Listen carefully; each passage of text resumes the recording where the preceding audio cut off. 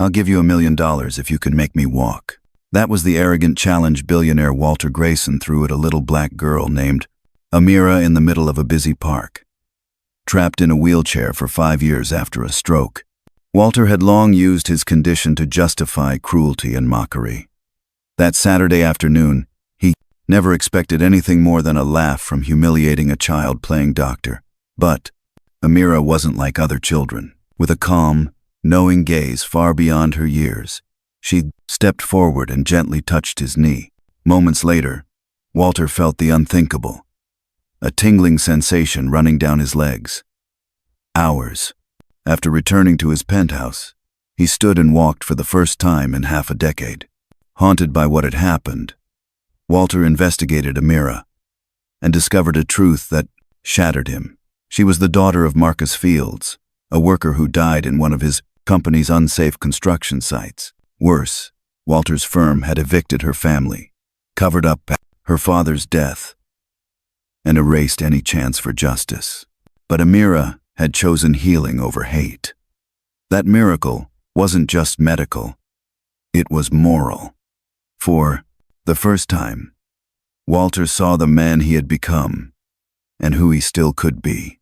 And so began his journey, not to restore wealth, but to repay dignity.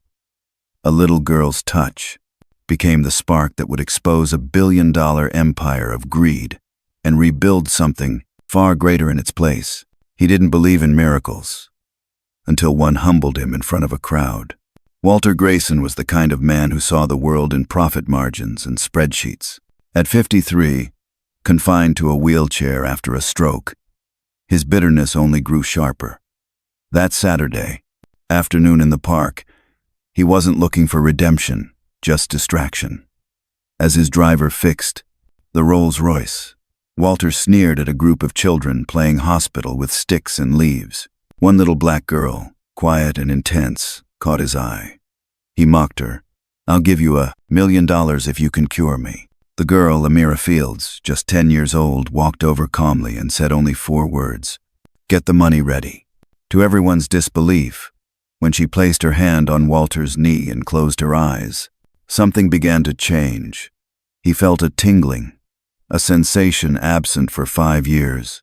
By the time he returned home, he was walking, trembling with each step, unsure what was more unbelievable, his restored mobility or the girl's quiet power. But when Walter investigated Amira's background, he uncovered a horrifying truth. Her father had died on one of his construction sites, a death caused by ignored safety reports and cost-cutting measures. Her family had been evicted during a revitalization project Walter's company had led. Not only that, his lawyers had paid off the attorney representing Amira's mother to kill the lawsuit. Everything he mocked her for, he had caused. Haunted by guilt and driven by a newfound conscience, Walter did something he never thought he would. He confessed. He met with Kendra Fields, Amira's mother, in a humble diner. With shaking hands and open honesty, he admitted that he was responsible for her husband's death and for crushing any legal justice they sought. Then he handed her an envelope full of evidence, internal memos, safety violations, bribes, and recordings that could bring down his entire empire. And Kendra? She didn't scream. She didn't curse him. She just said, "Thank you for finally seeing us." Over the next few weeks, Walter submitted everything to the authorities. The resulting lawsuit exposed a pattern of corporate corruption, illegal evictions, and systemic negligence. Executives were arrested, victims were compensated, and Walter, once worth $400 million, lost nearly everything. But something else was born from the ashes. Walter used what little he had left to build the Fields Community Center, named not after himself, but after the family that taught him how to be human. The same park where he once mocked a child became a place of free education, health care, and job training for underserved families. And Amira? She became the youngest graduate in the center's history, her speech echoing with quiet strength. Some people believe miracles fix bodies. I believe real miracles fix hearts. Walter Grayson had once believed he had everything. Now, living in a modest apartment, driving a used car, and working pro bono to fight housing injustice, he realized he had been poor in the only thing that mattered: integrity. Because some miracles don't happen in cathedrals or hospitals. Sometimes they happen when a little girl reaches out with forgiveness and teaches a man how to walk again, not just on his feet, but toward the man he was always meant to be. He wanted to humiliate her. Instead, she healed him and shattered everything he believed.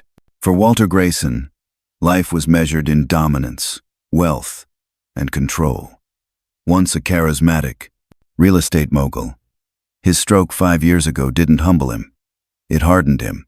He used his wheelchair like a throne, his bitterness like a weapon. That's why, when he saw little Amira Fields, a 10-year-old black girl playing doctor in the park, he mocked her. "Cure me, and I'll give you $1 million, he said, laughing cruelly. But Amira wasn't afraid. With unshakable calm, she walked to him, placed her hand gently on his knee, and whispered nothing, just closed her eyes. In that moment, something impossible stirred in Walter's body, feeling. Hours later, he stood alone in his penthouse, legs trembling, heart racing. For the first time in years, he could walk. Yet the true shock came when he discovered who she was. Amira was the daughter of Marcus Fields, an electrician who had died in a preventable accident at one of Walter's luxury high-rises. Her family had been among hundreds evicted to make way for that very building. The lawsuit her mother once filed had been quietly erased by Walter's legal team. And yet, this girl had chosen to heal him. Driven by guilt and disbelief, Walter confessed everything to Kendra Fields, Amira's mother. In a quiet diner, he laid bare every cruel decision he had made. Every corner cut, every voice silenced. He handed over documents, audio recordings, and contracts, proving his company's prowling, negligence, and corruption. Kendra didn't flinch. She listened, and in her silence, Walter felt the full weight of who he had become. But he didn't stop there. He gave the evidence to the authorities. He testified publicly. He named names, including his own. His $400 million empire crumbled overnight. Executives were arrested. Families received justice. And Walter? He gave up wealth, reputation, and power, but found peace for the first time in his life. Months later, he stood at the grand opening of the Fields Community Center built on the Braddocks, very land his company had once stolen. The walls echoed with laughter, learning, and hope. Amira, now 12, stood on stage as valedictorian of the center's youth program. Her words silenced the crowd. True miracles don't end with healing. They begin when someone chooses to change. Walter's eyes filled with tears. He had once tried to shame a child. That child had saved his soul. He didn't need recognition. He didn't want a legacy. All he wanted was to spend the rest of his life walking, not in power, but in purpose. Because the greatest miracle Amira ever gave him wasn't the use of his legs.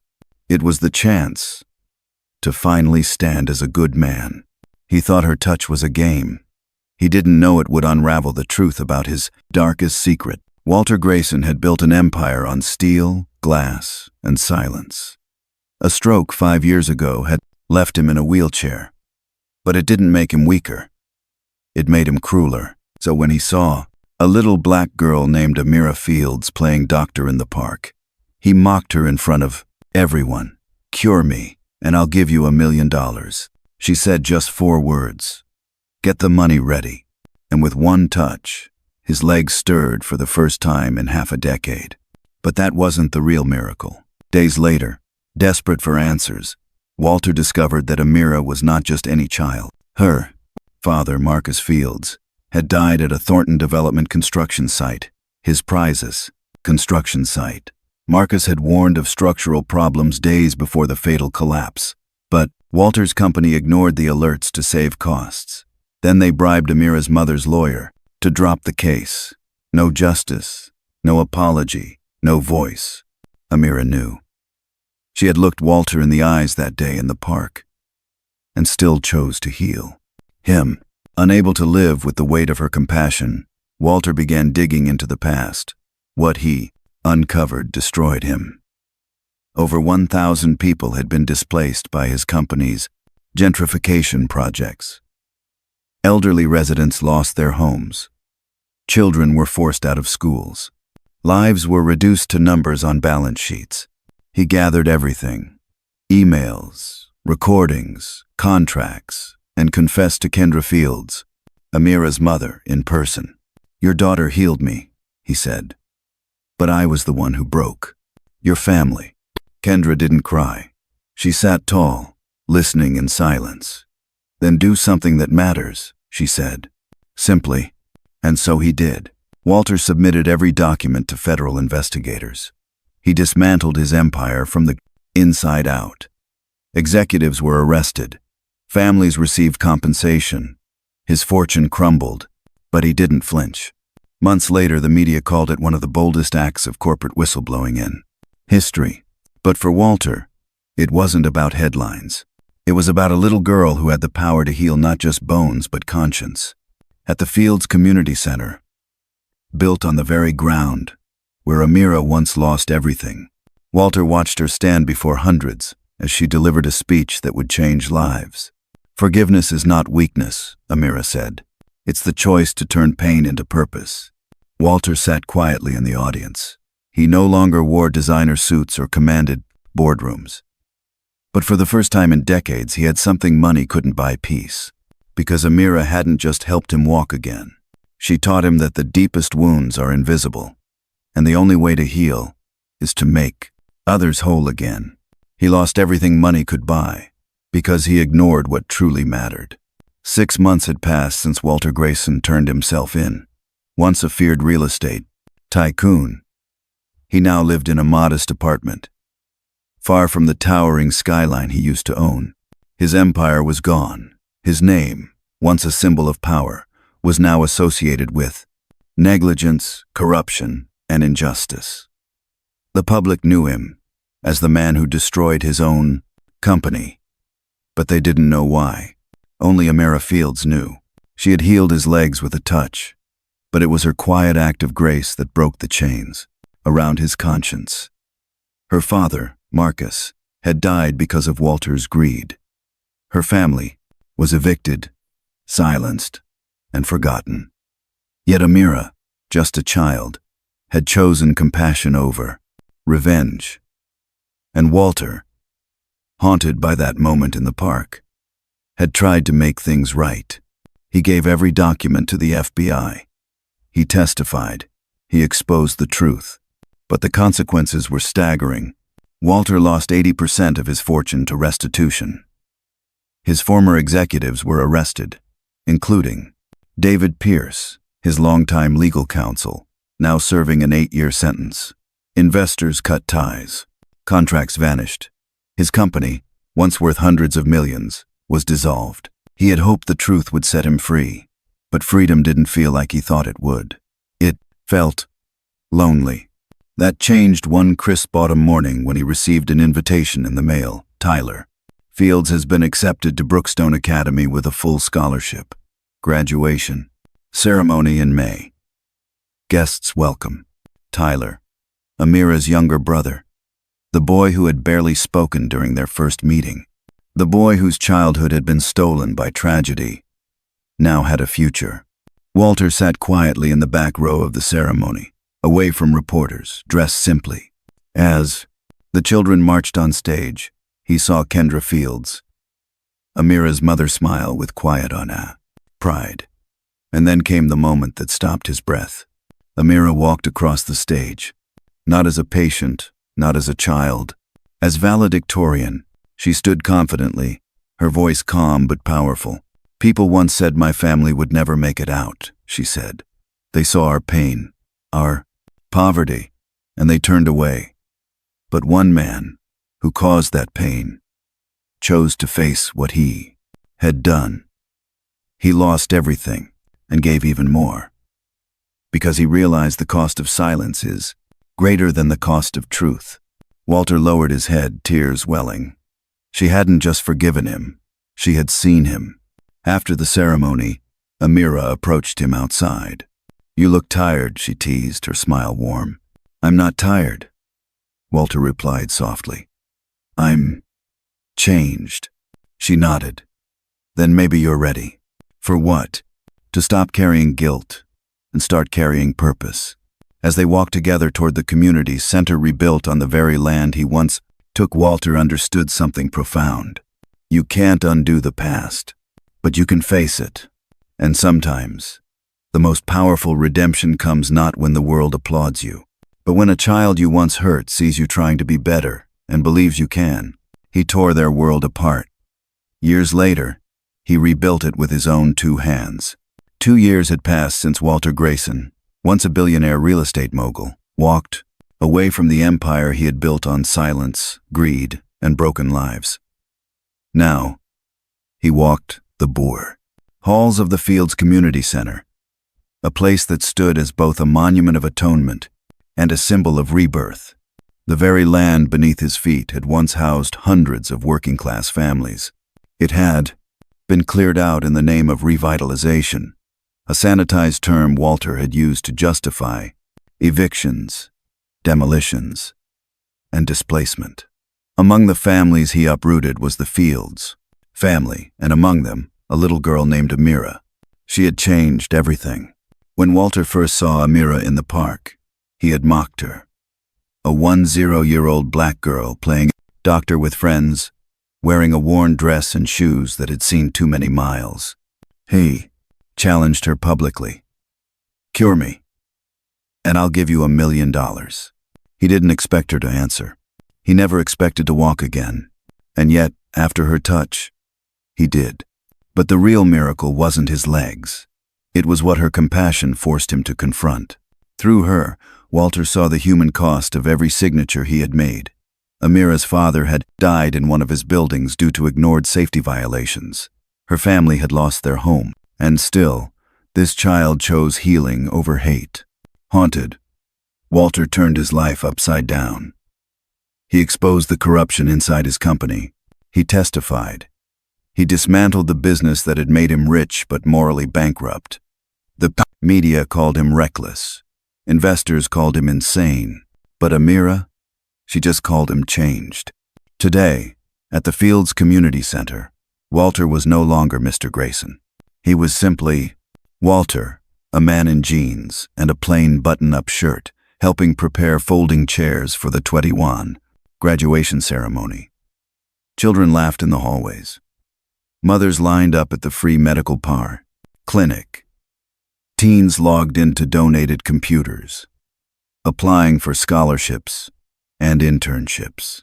And among the graduates, Amira, now 12, stood taller than ever.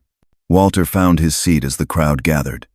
On stage, the announcer's voice echoed, "Valedictorian of the class, Amira Fields." The applause thundered. Amira stepped up, calm and confident, holding a small note card but barely glancing at it. Her voice rang out clearly. "2 years ago, I met a man in a park who thought he was untouchable. He had more money than anyone I'd ever known.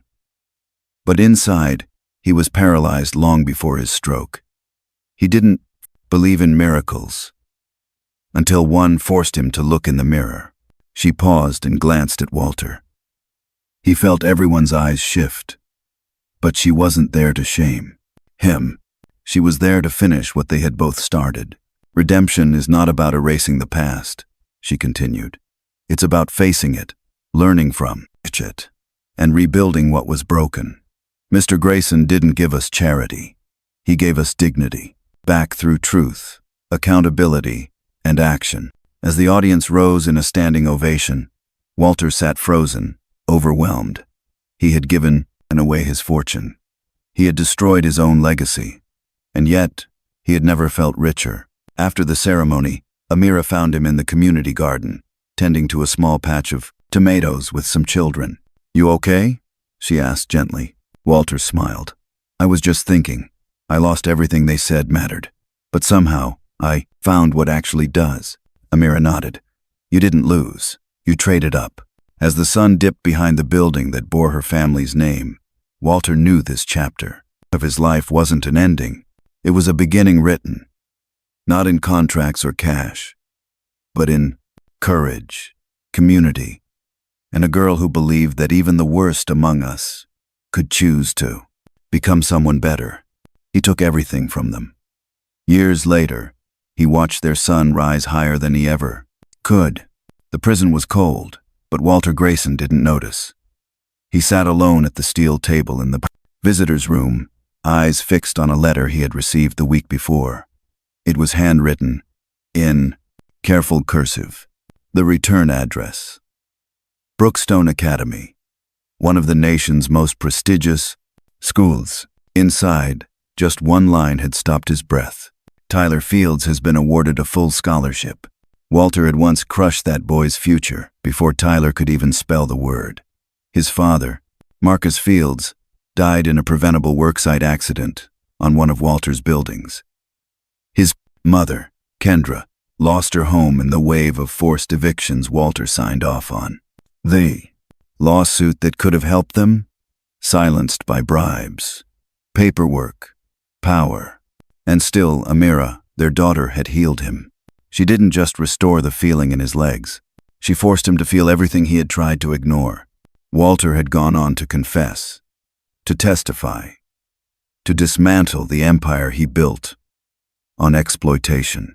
He had paid out millions, surrendered his holdings, and watched as former colleagues were led away in handcuffs, including his closest advisor, David Pierce, now serving 8 years. But redemption didn't come with applause. It came in moments like this. 6 months after he lost everything, Walter received a visitor. It was Yasmin, an advocate from the Fields Community Center. She had come not with condemnation, but with a message. "Tyler got into Brookstone," she said gently, her eyes shining. "Full ride. Same school his father once dreamed of attending." Walter had no words. Yasmin continued. "He's studying music. Piano. You know, like his dad." In that instant, the weight of his past pressed down harder than any prison wall. Marcus Fields had once played piano at church. He had taught Tyler the basics before his death. And now, the son of a man Walter had failed was following the same path with full honors. "What did he say?" Walter finally asked. "Tyler." Yasmin smiled. "He said, 'Tell Mr. Grayson thank you. He didn't have to do what he did. But because he did, I can finally dream again.'" Walter's hands trembled. He had spent years building skyscrapers that pierced the clouds. Yet nothing he had ever created compared to this. A boy with a future. That night, back in his cell, Walter stared at the ceiling for hours. He remembered the police coldness in his own voice when he once mocked Amira. He remembered Kendra's stillness when he confessed. And he remembered what Amira had whispered after the trial. "You can't buy redemption, but you can choose it." Now, sitting in federal prison, Walter had nothing left but time. No wealth, no influence, no legacy. Except Tyler. Except the fact that he had finally made room for someone else to rise. For the first time in years, Walter smiled. Not from pride, but from peace. Because while he had once signed the papers that destroyed the Fields family, he now lived knowing he had helped rebuild their hope. And Tyler? He was no longer the quiet, forgotten child of a construction accident. He was a pianist, a scholar, a dreamer. And the best part? Walter knew that Marcus Fields would have been proud, not of Walter, but of the son who rose from the ashes of injustice and played music loud enough to drown out even the darkest silence. He once chased headlines. Now he chose silence. Because real change doesn't need a spotlight. 2 years after the miracle in the park, Walter Grayson stood at the window of his modest apartment. Gone were the glass towers that once bore his name. Gone were the luxury cars, the exclusive clubs, the invitations to galas and summits. What remained was peace. Across the street, the sign for the Fields Community Center glowed softly in the twilight. It stood where rows of broken homes once did, homes his company had destroyed. Today, those grounds were alive again. Children laughing, families learning, lives being rebuilt. Not with profits, but with purpose. Walter had declined the Forbes interview earlier that week. They wanted to tell the story of the billionaire who gave it all up. But Walter knew the truth was quieter than that. It wasn't about what he gave up. It was about what he finally gave back. He thought of Amira Fields, now 12, whose touch had restored not just the use of his legs, but the function of his soul. She had seen something in him no one else had, the ability to change. He thought of Kendra Fields, the widow who forgave him not with words, but with dignity. He thought of Tyler, now thriving in a place once beyond reach, whose music was a living legacy of his father's voice. Walter didn't need a magazine cover. He had found something worth more than reputation. He had found a way to make right what he once made wrong. And that was enough. The phone rang once that evening, an old colleague asking if Walter wanted to speak at a leadership conference. He smiled gently, letting the call go unanswered. Instead, he walked downstairs to the community garden. The kids were planting lettuce that day. No cameras, no applause, just dirt under his fingernails and laughter in the air. That was his reward. Because Walter finally understood. Some miracles don't look like thunder or lightning. Some just look like a little girl's hand. And a second chance. The moment that changed everything wasn't when he walked again. It was when he looked into her eyes and chose to become a better man. 2 years after that quiet miracle in the park, Walter Grayson sat in the audience of the Fields Community Center's graduation ceremony. The empire he had once ruled was gone. The money spent on restitution, his reputation sacrificed for truth. But what he gained was priceless. On stage, Amira Fields, the same girl who had once touched his paralyzed leg and ignited his conscience, stood tall as valedictorian. Her words silenced the crowd. Real wealth isn't about what you keep. It's about how many lives you lift. Walter lowered his head, overwhelmed. Not with guilt, but with grace. He had spent decades chasing power. But in the end, it was a child's compassion that redefined his life. He didn't need fame anymore. He had found purpose. Sometimes, miracles don't arrive to fix what's broken in our bodies. They arrive to awaken what's been lost in our hearts. And when given a second chance, the bravest thing we can do is use it to lift others. If this story touched your heart, leave us a comment below. What would you do with a second chance? Don't forget to like, subscribe, and hit the bell icon so you never miss another story of redemption, hope, and quiet miracles. Because sometimes, the smallest gesture can change a life forever.